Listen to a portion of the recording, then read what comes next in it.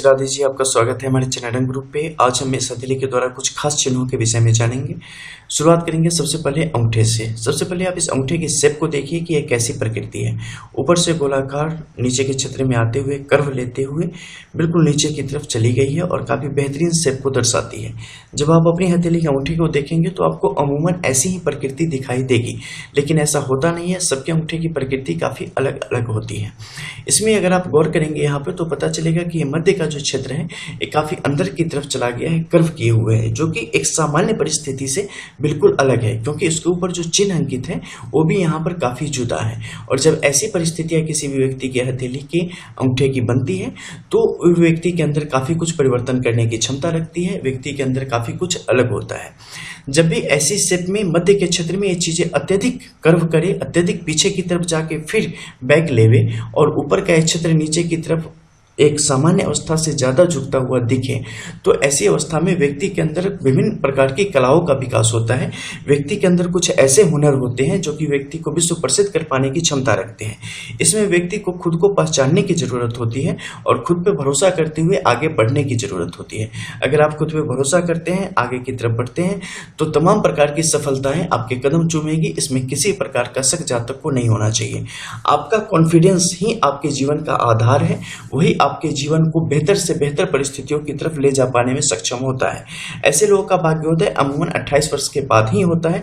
उससे पहले तक इनके लिए संघर्षों की स्थिति काफी तीव्र होती है और जीवन के एक छोटे से छोटी चीजों के लिए इन्हें काफी मशक्कत करनी पड़ती है, लेकिन ये अपना धैर्य कभी नहीं खोते हैं। और अगर धैर्य इन्होंने अपना खो दिया तो इनके लिए उसी दिन से पतन इनका शुरू हो जाता है। धैर्य के साथ अपने कार्य में पूरी दक्षता के साथ, पूर्ण विश्वास के साथ अगर ये आगे बढ़ते जाएंगे तो इन्हें जीवन में तमाम उपलब्धियां प्राप्त हो जाएगी बहुत ही छोटी उम्र में। यानी कि 28 के बाद से अगर जातक की देखें तो 35 से 36 होते होते, यानी कि दूसरा भाग्योदय का समय होते होते ये जीवन में तमाम प्रकार की उपलब्धियां प्राप्त कर लेते हैं, तमाम प्रकार की सफलता प्राप्त कर लेते हैं, जिसमें आर्थिक तौर पे एक ऐसी परिस्थिति होती है जहां उन्हें अकुत संपत्ति कहा जाए तो उससे वैसी स्थिति इन्हें प्राप्त हो जाती है। इसके अलावा बड़ी पहचान, बड़ी प्रतिष्ठा, बड़ा नाम की स्थिति इनके जीवन में आ जाती है। और जो सबसे बड़ी इनकी क्वालिटी होती है वो है निडरता, धैर्य, किसी भी परिस्थिति में खुद पर नियंत्रण रख पाना और बिल्कुल कूल रहना, बिल्कुल ठंडा रहना। तो ऐसी स्थिति इन्हें काफी ज्यादा प्रसिद्ध बना पाती है और इस कारण ये विभिन्न प्रकार की मुश्किलों में भी खुद के लिए परिस्थितियों को बेहतर बना पाने में कामयाब हो जाते हैं। लेकिन इसके ऊपर अगर आप देखेंगे तो इसमें पाएंगे कि जो ऊपर आंख होती है वो यहाँ पे थोड़ी सी अलग है, यानी कि कोई भी कोण आपस में जुड़ा हुआ नहीं है। जब भी अगर आपके अंगूठे की आंख की ऐसी स्थिति आ जाती है तो ये जीवन में कड़े संघर्षों के बाद मिलने वाली असफलता को भी दर्शाने का कार्य करती है। यानी कि व्यक्ति को जो सफलता यहाँ पे मिल रही है उसके लिए बड़ी कीमत चुकाने की स्थिति बन पड़ेगी। हमेशा वैसी चीजें नहीं होगी जैसे कि आप चाहते हैं।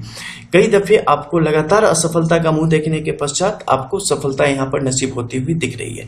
खासकर नीचे के क्षेत्र की अगर हम बात करें तो यहाँ पर एक तीसरी रेखा निकल आई है। ये तीसरी रेखा जातक के लिए बचाव का कार्य करेगी। अगर किसी भी व्यक्ति की हथेली में ऐसी परिस्थितियां बन रही है तो बचाव का आपके लिए कार्य करेगी, लेकिन सफलता आपको काफी देर से और जितना मिलना चाहिए उससे 20% कम मिलेगा। लेकिन अगर किसी व्यक्ति की यहाँ पर ये आपस में बिल्कुल जुड़ी हुई है तो जो चीजें यहाँ पर बताई गई हैं वो चीजें उसी रूप में और बेहतरीन रूप से जातक को मिलेगी। कहीं से भी ये खंडित ना हो, कहीं से भी किसी और रेखा इसके साथ जुड़ी हुई ना हो और पूर्ण रूप से स्पष्ट यहाँ पे हो। फिर उसके बाद जो चीजें कही गई है ना, अक्षरशः वही चीजें आपके जीवन पर लागू होंगी, वही चीजें हो रही होंगी। इसमें किसी प्रकार का कोई शक शंका आपको नहीं होना चाहिए। इसके अलावा नीचे के क्षेत्र में आएंगे और जानेंगे कुछ अन्य रेखाओं की परिस्थितियों के विषय में। सबसे पहले भाग्य रेखा, जीवन रेखा, मस्तिष्क रेखा, इन तीनों का जो समायोजन हो रहा है उसके विषय में जानना आवश्यक हो जाता है। और इनका समायोजन होकर यहाँ पर एक वर्ग की स्थिति का भी निर्माण हो रहा है। देखो, एक क्या है कि जीवन रेखा को इसने जकड़ रखा है। यहाँ पे जीवन रेखा नीचे मत्स्य का चिन्ह का निर्माण कर रही है जो कि काफी बेहतरीन है। ऊपर के क्षेत्र में प्रोग्रेसिव लाइन जो कि एक बेहतरीन शुभता की सूचक है, जो कि जीवन में आने वाले आपके अच्छे फलों को दर्शाती है और प्रोग्रेस को दर्शाती है, वो ऊपर की तरफ जा रही है। भाग्य रेखा बिना किसी प्रकार के दोष के आगे की तरफ बढ़ रही है और काफी एक्टिव है, काफी स्वस्थ है। इनकी लालिमा ही स्पष्ट तौर पे इन चीजों को बयां कर पाने में सक्षम है। ये आगे की तरफ बढ़ रही है। यहाँ पे जाके इस वर्ग ने आपस में इनका समायोजन किया है, जहाँ पे मस्तिष्क रेखा भी मध्य के क्षेत्र में आ रही है। हालांकि मस्तिष्क रेखा यहाँ पे थोड़ी सी बीमार है, थोड़ी सी कमजोर है, लेकिन इन सब के बीच वर्ग के निर्माण हो जाने से क्या हो जाता है कि मनसा वाचा कर्मणा, तीनों पर व्यक्ति का आधिपत्य होता है, तीनों पर व्यक्ति का नियंत्रण होता है और व्यक्ति उसके अनुसार अपने जीवन में धैर्य के साथ, खुद पे पूर्ण निष्ठा और विश्वास के साथ आगे बढ़ पाने में सक्षम होता है। जातक अगर किसी भी प्रकार से अपने धैर्य को कम करता है और कहीं से भी हिम्मत हारता है या थोड़ी सी उसके अंदर घबराहट जैसी चीजें होती हैं, तो अपनी चीजों पर से पूर्ण नियंत्रण खो देगा और जीवन की विकट परिस्थिति की तरफ बढ़ता हुआ चला जाएगा। लेकिन ऐसी परिस्थिति में अगर व्यक्ति खुद पर धैर्य बना के रखेगा तो चाहे परिस्थितियां कितनी भी मुश्किल क्यों न हो, उसका कुछ नहीं बिगड़ सकता और जीवन की बड़ी से बड़ी सफलता को आसानी से प्राप्त करने की स्थिति में यहाँ पर आता हुआ चला जाता है। इसके अलावा मध्य के क्षेत्र में आप देखेंगे तो बुद्धि की जो रेखा है तीव्र गति से आगे की तरफ बढ़ रही है, जो कि स्पष्ट सूचक है कि जातक अपने कार्य क्षेत्र में किस प्रकार से तमाम बाधाओं को पार करते हुए सफलता को वर्णन करेगा और जीवन को बेहतरीन गति से आगे की तरफ ले जाएगा। हालांकि मध्य के क्षेत्र में स्वास्थ्य संबंधी समस्याएं ऊपर की तरफ बढ़ रही है, जो कि दिखा रही है कि जातक को कुछ न कुछ समस्या यहाँ पर उसकी तरफ बढ़ेंगे, उससे उन्हें सावधान रहने की जरूरत है।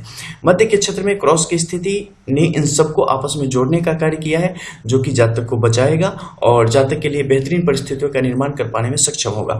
सूर्य की लाइन टूटती फूटती आधी अधूरी आगे की तरफ बढ़ रही है, जो कि कहीं ना कहीं कलेश उत्पन्न करने का यहाँ पे कार्य करेगी। लेकिन अगर इन चीजों पर जातक की तरफ से ध्यान दिया जाता है तो ये जातक को सारी मुश्किल परिस्थितियों से बचा के उन्हें सतत विकास के पथ पर आगे हमेशा आरूढ़ करके रखेगी। इसमें किसी प्रकार का कोई शक नहीं होना चाहिए। तो ये कुछ मुख्य चिंतन जिसके बारे में आपको जानना चाहिए था। इसके अलावा एक विवाह रेखा के बारे में भी यहाँ बताऊंगा। ये जो विवाह रेखा यहाँ पे है ना, ये आसानी से आप नहीं समझेंगे, ये हमारी पूरी प्रेडिक्शन का एक निचोड़ है। तो एक बहुत ही बेहतरीन अवस्था है, ठीक है। ये इतनी एक्टिव और इतनी बेहतरीन विवाह रेखा है जिसके बारे में हम नहीं बता सकते। जितनी इसकी तारीफ की जाए उतनी कम है। और संतान को जो योग है यहाँ पे वो भी काफ़ी बेहतरीन है। ऐसी संतान है जो कि माता पिता का नाम ऊंचा करे और काफ़ी ऊंचाई तक ले जाए।